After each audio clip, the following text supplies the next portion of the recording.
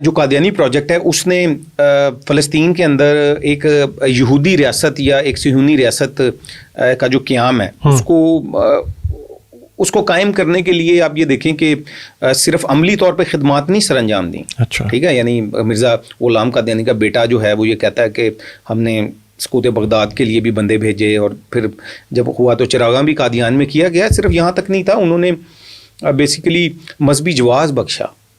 جو صہیونی ہیں ان کے لیے ایک مذہبی جواز بخشا، اور انہوں نے قرآن کی سورہ بنی اسرائیل کی آیت 104 ہے جی، اس کا ترجمہ اور اس کے ترجمے میں اس کے مفہوم میں تحریف کی، اور اس میں تفسیر یہ لکھی کہ اس آیت کا مفہوم یہ ہے کہ یہودی ایک دفعہ پھر فلسطین کے علاقے میں بسائے جائیں گے اور ان کی ریاست قائم کی جائے گی.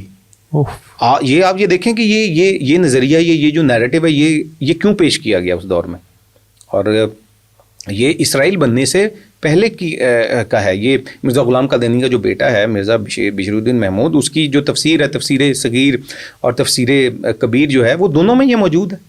اور انہوں نے کس طرح یعنی سب کانٹیننٹ میں اپنے اس ناجائز نیریٹو کو بلڈ کرنے کے لیے انہوں نے اس قادیانی نیریٹو کا استعمال کیا. کیونکہ اس کی وجہ یہ تھی، دیکھیں کہ مسلمان جو تھے بہرحال ان میں انہوں نے مختلف لینگویجز میں کام کیا. جیسے مرزا غلام قادیانی کہتا ہے کہ میں نے ممانعت جہاد میں اور انگریزی اطاعت میں اس قدر کتابیں شائع کی ہیں، اور پھر اس کا ترجمہ کروا کر عرب ممالک میں بھی بھجوایا.